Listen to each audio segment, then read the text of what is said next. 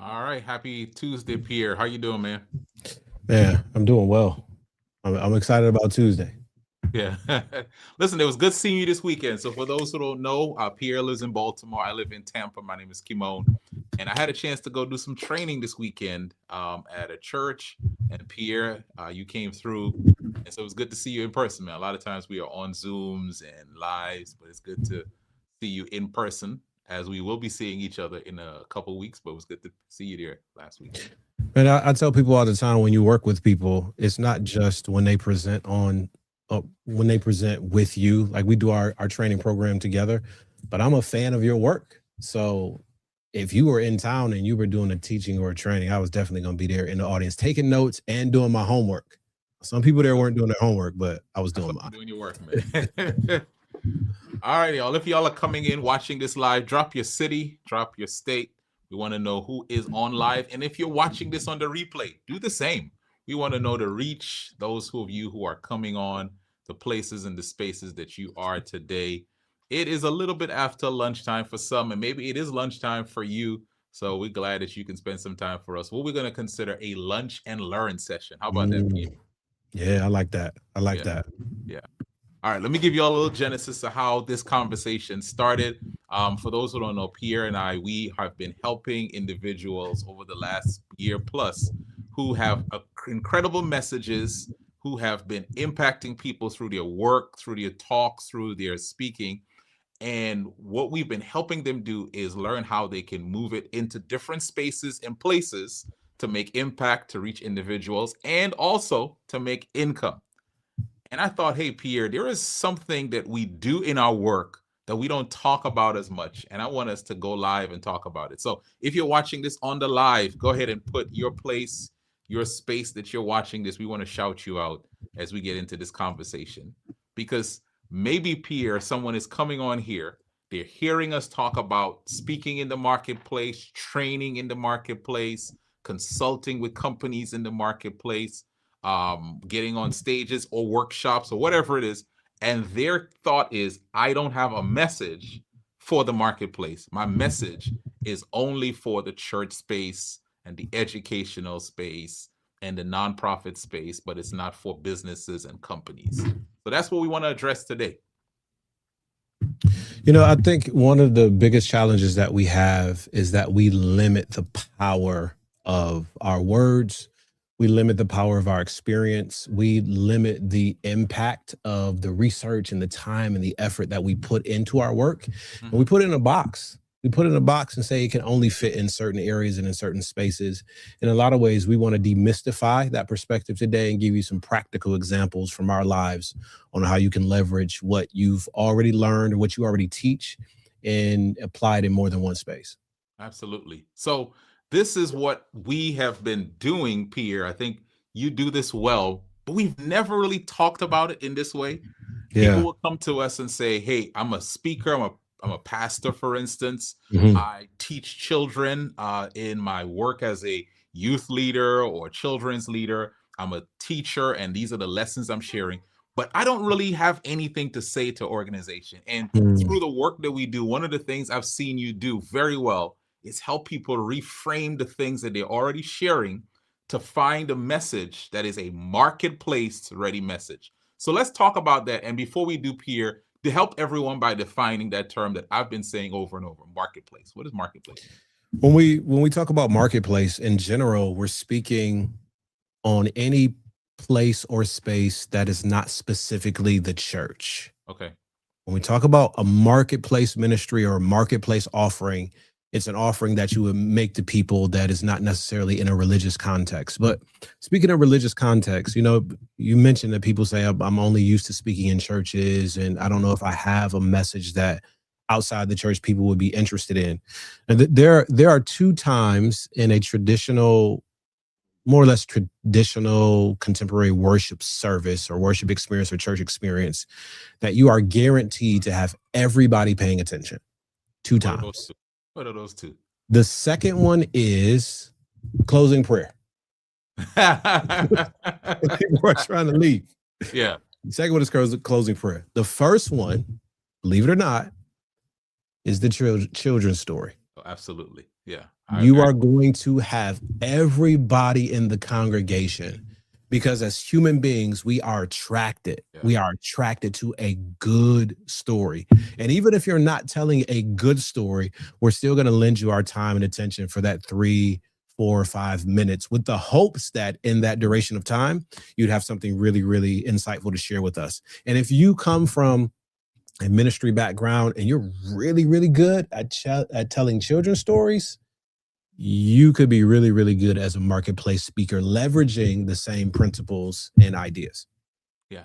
So what we said today, now this is coming from both of our experiences with messages that we've shared in one context Mhm. and moving it into another. So we said, how about we do this live? Okay, so Pierre, one of your talks, maybe one of your signature talks is tell us how that got started because I think this is going to lend itself to the exercise we're going to do. Yeah, yeah. I see GP hanging out with us and Pat Graham hanging out with us too. Good to see y'all hanging out with us. My signature talk, the keynote that I'm leveraging for 2026 is called Inside Out, and it's based on 7 key questions that leaders need to leverage for self-leadership. Now, here's a story behind that. And we won't use the specific origin content today. We're going to use different origin content and do it live. Yeah. But for the keynote that I'm teaching on this year, it came from, I say it came from a devotional thought or sermonic idea that wasn't delivered the best, or I felt like it didn't get the best reception or the intended reception that I thought the message was going to get. And I knew that there was still something there, even though I didn't preach it or deliver it the best in that moment, that there was more to it than just that sermonic, devotional, Friday evening Yeah. worship type experience or thought or Bible teaching.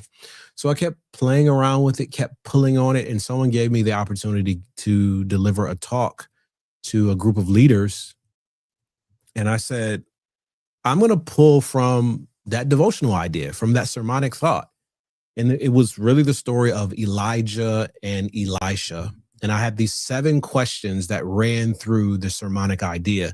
And I simply just pulled those questions out of the sermonic idea and placed them into a training workshop or at the end part of a keynote. And I'm telling you, man, the reception from that Mhm. has been unbelievable. So much so that I now it's its own training, this concept of what it means to lead from the inside out and how you need to leverage these 7 questions.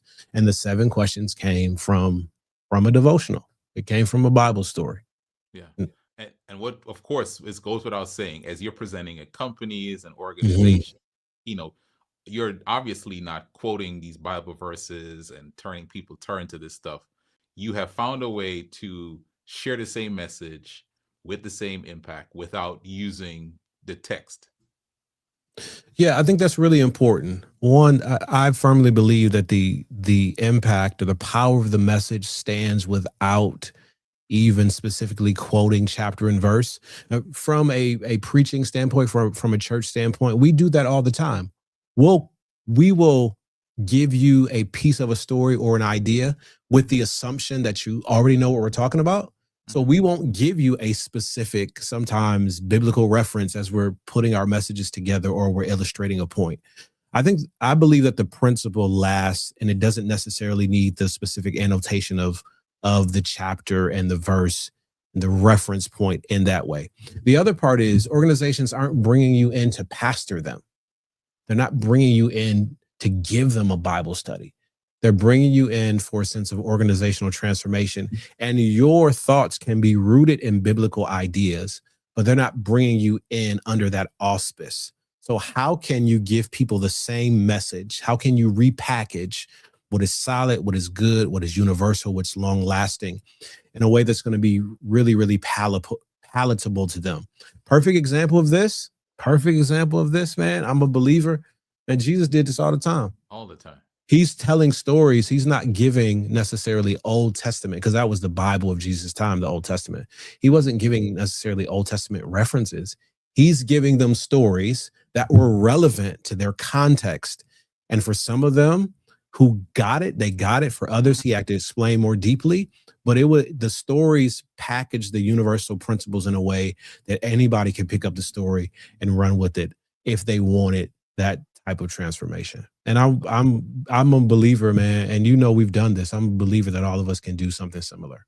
Absolutely. And listen, we've done this for people in our mastermind program, and they've come in with a message, and we've helped them to see how that message that they've been sharing in one context has value in other contexts that can get them paid. So let's do this now live. This is what I'm excited about. Those Yeah. are on live now. Get a pen, some paper, interact with us in the comments. We want this to be an interactive experience. Let's talk about how we do this together. So Pierre, it seems like you have a message that you shared somewhere else. Yeah. You have not done this No. before, so we're gonna be doing this live. Yeah. We're gonna crowdsource this together. This So is, let's do it. we got G. Anthony Graham hanging out with us and Olympia Roach. I love what Olympia puts. Reframing is the work. Reframing is the work. Swap church terms for shared human terms. Oh, that's gold. Yeah. Swap church terms for shared human terms. Trust, resilience, conflict, purpose, habits, leadership. Same message, wider audience, stronger reach. That's strong. We're going to be doing some of that in real time. So that comment comes at just the right time. Can I give a little bit of context? Yeah, Come on. go. Yeah. All right. So just a little bit of context. I was invited last year to give to preach a sermon in Miami. Preach a sermon in Miami. My good friend, Pastor Nikolai Graves, invited me to come and share. And he pastors a church called Mount Pisgah. That's the name of his church. Now, for me, whenever there's like a preaching assignment, certain things are very important to me and how I'm framing up the responsibility. So I knew, and it was a church anniversary year for them. All of that was sort of coalescing on this moment. I knew I wanted to do something, a play on the name of Mount Pisgah and the importance of that church transition, all of the standard things that happen in the ecosystem of church life. So I decided to find out where Pisgah is mentioned in the Bible. Okay. Give you the context so we can sort of coach through how we can pivot this for a wider marketplace message. And I settled on Deuteronomy chapter 34. Deuteronomy it's called the fifth book of Moses. It is part sermon. It is part song. It is part instructions. It is Moses's farewell address, sermon, journal entry, charge and challenge to his people.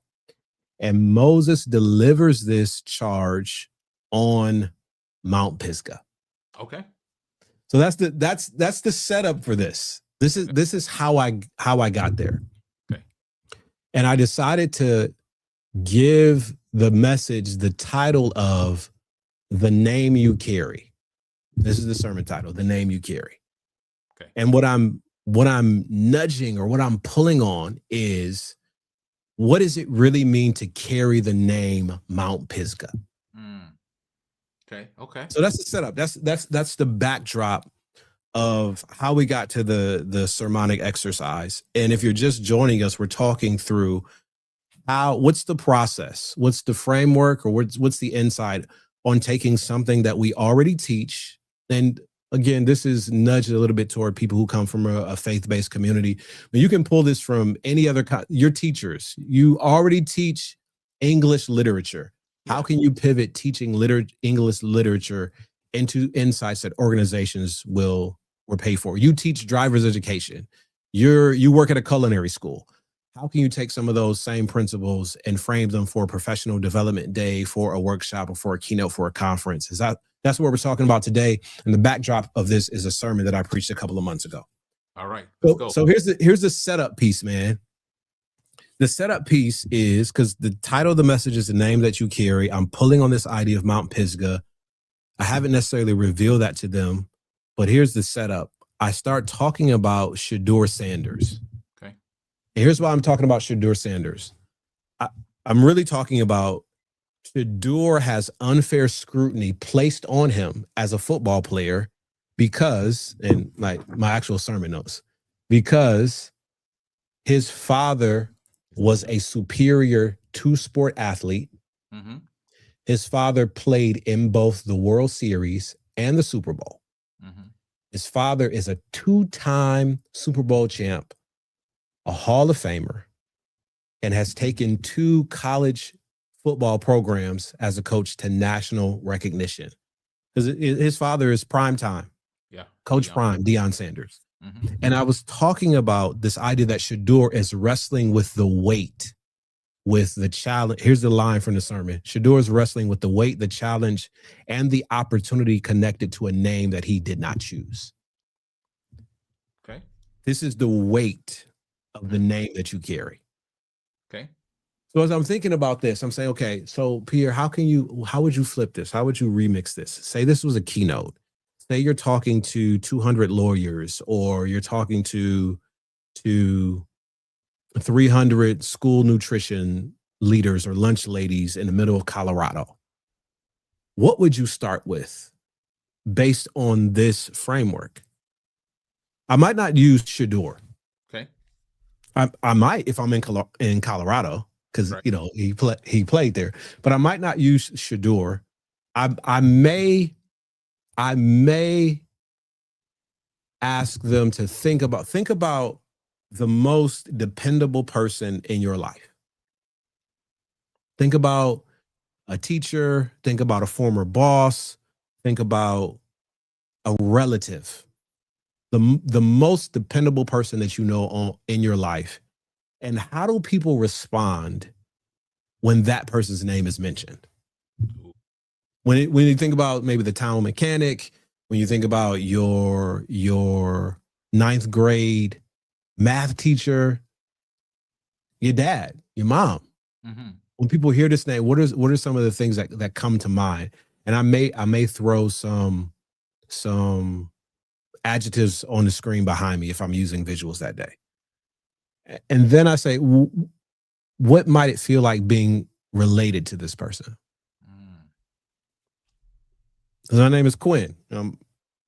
I carry the last name Quinn, and growing up in my town of Pontiac, Michigan, when people found out that I was my dad's son, that their whole disposition would change. Oh, you're Bill Quinn's son, and it's some opportunity, some esteem that's placed on me because of a name that I carried, but I did not choose. Right. So I got them starting to think about names, and then I'm gonna flip it, man. I want us to talk about, for the rest of our time together in our keynote, maybe 42 minutes, or I'm going to pull some obscure time to capture their attention. In the 42 minutes, I want us to think about the name you chose to carry, because you chose to be a manager. You chose to be a supervisor. Mm-hmm. You chose to be a C-suite leader. You chose to be a coach. And what are all the things that come along with the name that you chose to carry versus the name that you didn't choose to carry? I'm just pulling sermonic content. Now, let me ask you this, because I think this Yeah. is good for us as we are now moving into this different context, right? So Mm-hmm. sometimes some preachers in the sermonic parts, they'll start with the text, and they'll start with the historical, and they'll start in that story. But it sounds like, and hopefully for those of you who are watching, if you're tracking with this, just put yes in the comments, man. Just let me know that y'all leaning forward into this Yeah. masterclass. Um, it sounds like you are pulling them into the setting of what is happening. You're making them centered inside of what's happening as the beginning of the presentation. So part of my background too, and people will say, well, that's cheating. That makes it a little easier for you. Whatever. Leverage whatever skills, experiences that you have, and don't make excuses for them. So my undergraduate and first graduate degree is in communication. Mm-hmm. And I'm really, really concerned about story. Mm-hmm. We know as humans, what's a human being's favorite topic? Themselves. Themselves. So my approach to a sermonic idea, which is really this very similar to my approach to keynote speaking and training, I want there are a handful of stories that I want the listener to engage in. I want them first to think about themselves because they're already thinking about themselves. Mm-hmm. So sermonically, I want you to think about yourself, Mm-hmm. either explicitly or implied. That's why I I lean with more toward the Jesus approach of giving you a story or a parable that you can relate to or some form of fashion. So once you can see yourself in that, then Mm-hmm. I can transport you to a biblical context, Okay. because the biblical context is so far from you. Yeah. You don't know that world. Yeah. But if I can show you how the world that you live in now is connected to that world, it's easier for you to make that transition, so that when I start unpacking the biblical idea, you can say it makes sense to me. Got it. That's Okay. just my approach. Okay. So you help us, right? Like we just talked through this. The name you carry versus the name you choose. Now that Mm-hmm. we're here, even if I were using the sermon, you could have gone. So the Bible story we're going to go to now. For those of us where we're transitioning, translating this, where do you go to next, Pierre? How do I take that core message that I've shared in one context and Yeah. move it into another? So from there, you telling the story of Dion and Shadur, and then presenting that central question. Like, central questions just work for just rhetoric in general. I mean, that goes all the way back to Greek thought, right? Mm-hmm. This is the question that I asked the church. Mm-hmm. How do we respond to the weight, the challenge, and the opportunity connected to carrying the name Mount Pisgah? Okay. Because the name of the church is Mount Pisgah, and a lot of people don't know. They may not know the story of Pisgah in the Bible and the relevance of that, and how it applies to their church, and then what it means for today. Okay. I would ask a congregation, you know, we talked about it before, the weight, the challenge connected to carrying the name, or the name you chose, or the name that you didn't choose. Okay. Then if I was preaching it, I would transition to, I transitioned to the backdrop of Deuteronomy 34, Mm-hmm. Moses' life, the biblical significance of Pisgah.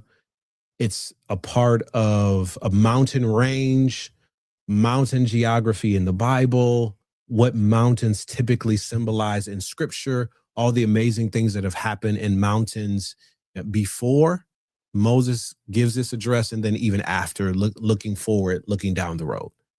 Okay. Now, if I'm teaching this in a Oh, training session, or I'm giving a keynote, yeah. I'm probably going, like, thinking in real time, I'm probably going to pull the story of maybe a famous mountain climber, Okay. of someone who climbed Everest. Everest stories are an easy pull, Mm-hmm. right? And what would it, could you imagine what it would be like to be at the top of the mountain? How hard you had to work to get there, how much preparation goes in. You don't just wake up one day and say that you're going to climb a mountain. It takes a lot to be able to get there. Mm-hmm. So I would pull some famous story out, National Geographic or Guinness World Records, or some story, some relatively famous mountain climbing story. Now, even if the story is not famous to the audience, I will tell the story in a way that will want the audience to go back and research the story. Okay. That's very, very, very important, because remember, the idea is you want the audience to be able to see themselves in the picture, even if it's just an independent observer that's watching someone climb the mountain. You're standing close enough to feel the coldness of the wind and hear the crunch of the snow and all those things. You want to use all of your senses, and that's one of the things that we miss out on as speakers. We don't claim the opportunity for people to use their senses as you're delivering content to them. So I'm going to pull a mountain story. It may not be necessarily a mountain story. I could go with, did you see the thing on Netflix a couple of weeks ago, man? Skyscraper Live. Yeah. Yeah. I might pull Skyscraper Live, Right. because this idea of the purpose of the analogy, or I will pull in, I can't even remember the guy's name, but what does it mean to be a climber? Mm-hmm. Right? Or a free, I can't remember what they call climbing without ropes. If people remember, you can throw that into the chat for us. But to say you're going to be a climber without ropes, what does that really mean? Yeah. What is the preparation that goes into that? who who is depending on your progress and your survival? How does you getting to this point impact and inspire so many more people who didn't believe that this was possible for them?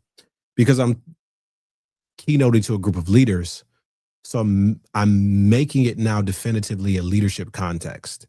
Okay. Right? I've given them an opening story. Mm-hmm.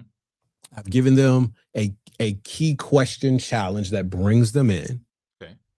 Now I'm going to transition to more explicitly to their role.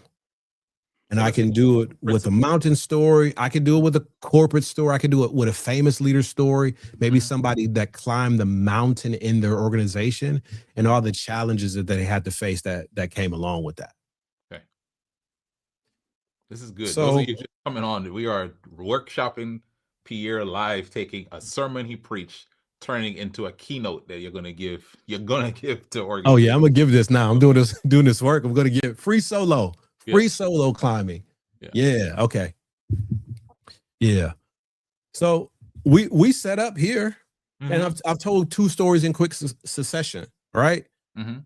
The group, and some of us think, well, is the story relevant because I didn't play football? Is the story relevant because I've never climbed the mountain, or I've never climbed a corporate ladder, or I've never bungee jumped or skydived? Is the story relevant if it's not my story? Yes, the story is still relevant and impactful. Mm-hmm. You tell the story like it's your story. You own the story like it's your story, and then admit the parts that don't directly connect with you. So if I'm talking about Shador, I would ask, hey, has anyone in here played high school or college football? Mm-hmm. You get some hands. One of my favorite things to do is ask people to spell a word. Like it's a joke that always works. Is anyone in here played high school football, college football, or can spell the word football? Oh, that's everybody. Yeah. Okay, so we're all on the same page. Yeah.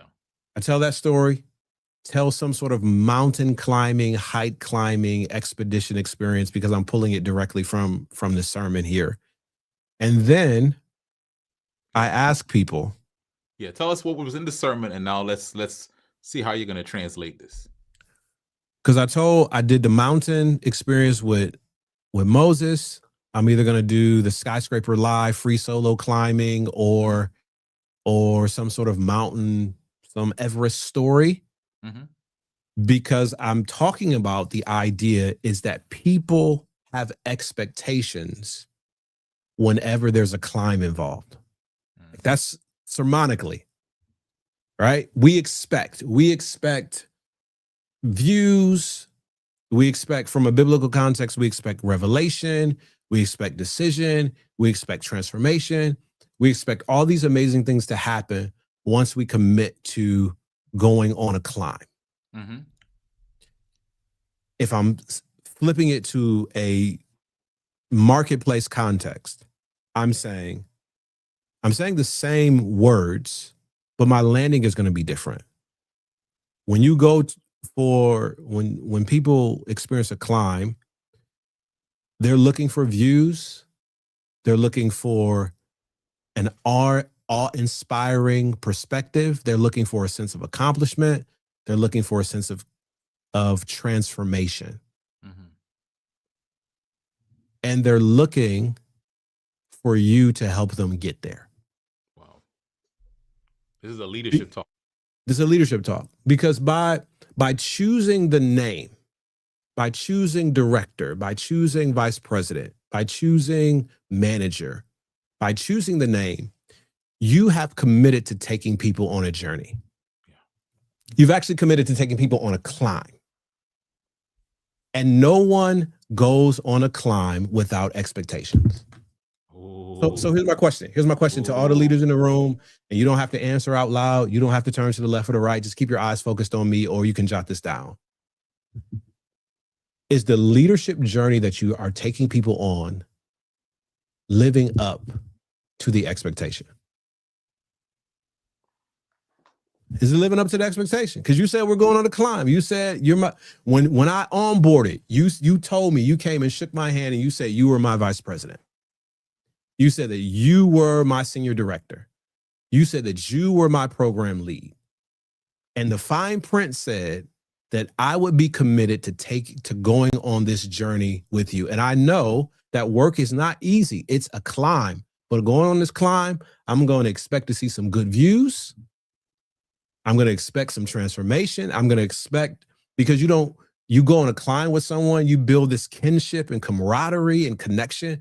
I'm expecting all of that to happen on this journey, because if it doesn't, I'm probably going to leave the climb before we get to the summit. Mm. Mm.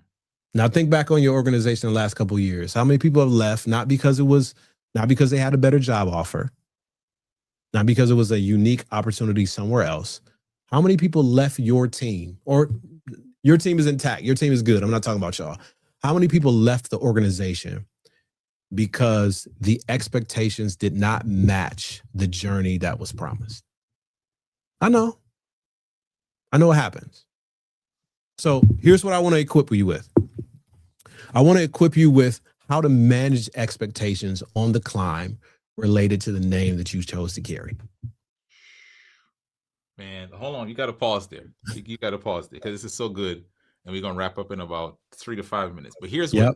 principle you just did. You just took a message and you related it to the organizational problem. Mm-hmm. And I think that's important for us. It feels like there's some things we need to pull out. What is the problem we're going to be addressing? What's the context I'm in? And how the message I've already had, how can that address the problem in the context that I'm going into? The thing that's so different from sermonically, that's different. You know, as pastors, preachers, as people who occasionally give sermon talks from time to time, there's a sense of mystery and intrigue that is built into the sermon. I'm not necessarily telling you where I'm going. I want to surprise you by getting you there. You got to see the hook, that homiletical spiral, as they teach us, that aha moment. Yeah, yeah. In training and workshop and keynote, we don't want no aha. We don't want surprises in that way. Well, I'll put it differently. Decision makers are not looking for surprises. They want the notes. Tell me exactly what's going to happen. Give me your slides before. I want it to be clear that the stories that you talk about, the transitions that you make, the insight that you pull out is going to be directly related to the organizational problem that we're having. And if you can do that consistently, then you'll consistently get paid. I love it. Listen, so I mean, I think you just demonstrated, Pierre. First of all, you need to make sure you go give that talk somewhere because that thing is fire. That thing is fire. I think it demonstrates for us there is probably, no, not there's probably, there is a message that you've given somewhere. You watching us right now, watching either on the live or the replay. You've given this message. You've used scripture and verse and chapter. You've used your curriculum from your school that you've been teaching at. You've used whatever it is. And what we're showing is if we can find the lesson in it through that sentence that you gave, the organizational problem, and now find ways to pull the people who are in that context into the story and then illustrate the answers, you're actually able to get paid, get results for them, and get paid over and over again for the same message. Because I guarantee you that Pierre is not going to just give this talk to an organization one time. This talk we were just part of the creation of this talk that you will get paid quite well for. You're going to give this over and over. And as a transition, I think if you are anywhere in the Florida area, I need to get your attention really quickly because we want to help you do this live. We want to help you do this in person. We will be in the Orlando area, really a Apopka area, on February the 22nd and 23rd. So if you can drive there, you can fly there, you need to get there because we're going to be doing two things. The first is a 1-day, 3-hour workshop where we're going to walk you through how to find your message, how to get the right mindset, and how to use the methodology to find paid speaking gigs in the marketplace. It's a billion-dollar industry, and there's more training opportunities than there are people to fill those training opportunities. And so what you're already teaching, can be useful. So if you are interested in that, we're going to put a link for that. And then on that Monday, if you are if you want a deeper dive, you want to actually develop your message and get on a stage and share it, and then Hmm. have the assets to walk away to show others yourself in a environment sharing it, we'll have the opportunity for you. So I'm going to put a link in the chat, and I'm going to put a graphic on the screen to show you how you can take advantage of our Sunday training on February the 22nd. You would simply go to paid2speak.eventbrite.com. That's paid2speak.eventbrite.com. If you go to that website, go to it now. It is really only $50 to get a spot, and we have limited spots in the room. But we will be there live. So this is not online. This is live and in person. We're gonna give you our best teaching, our best training, and have time for interaction so you can workshop through some of the stuff we talked about here for your talk, for your message, for your training that you're going to do, that you've done, and that you're going to do in a different context. And then those of you who want to be a part of what we're doing on the Monday as well, there's a special link for that. But if you send me a message, I'll make sure I get you the info for the Monday full experience that we've walked multiple people through now who have gone on to make 5K and beyond for their speaking. Pierre, as we wrap up, talk to us, man, about why they need to be there. You said it's $50, right? Yeah. You said $50, and then people have gone on to make 5K Okay. Uh-huh. based on what we've taught them. In Mhm. 3 hours, give you a master class. We do not gatekeep. We don't hold anything back. Now you're the business person.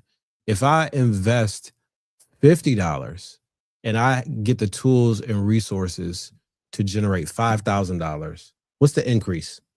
Man, that's 100%, 100-fold. That's a hundredfold. And Yeah. and the things that we're teaching you in this 3 hour masterclass and subsequently in our fuller mastermind, the things that we teach you, you can repeat them over and over and over and over again. And we're helping you unlock the reality. And I love how uh, D. Rich Henderson put it in the chat. Are you saying I already have the tools and resources to meet needs outside the realm of where I'm already meeting needs? Ah, he said it Absolutely. perfect. And for Absolutely. many of us, you just need somebody to come along and Yeah. help you, coach you through a process, give you the framework, help you transition, twist the Rubik's Cube just a little bit and see what the bigger possibilities are. And that's what we'll gladly do with you in Florida and beyond. So you need to sign up for this because $50 for that investment, that return on investment is is astronomical Yeah. if you commit to putting in practice the things that we teach you. And we have the testimonials of the people who have done this. So we want you to be next. Absolutely. And listen, if you are interested in the fuller, more in depth experience, we're going to build your talk so that the same way that Pierre just delivered here for us, you can deliver, get a recording of it, have a professional assets that you need. Just send me a message. We'll make sure you have the info for that. If you're anywhere close to Florida, can drive to the Orlando area, can fly to the, you need to be there because it's going to be an impactful, life changing opportunity for you. So listen, have a great rest of your Tuesday.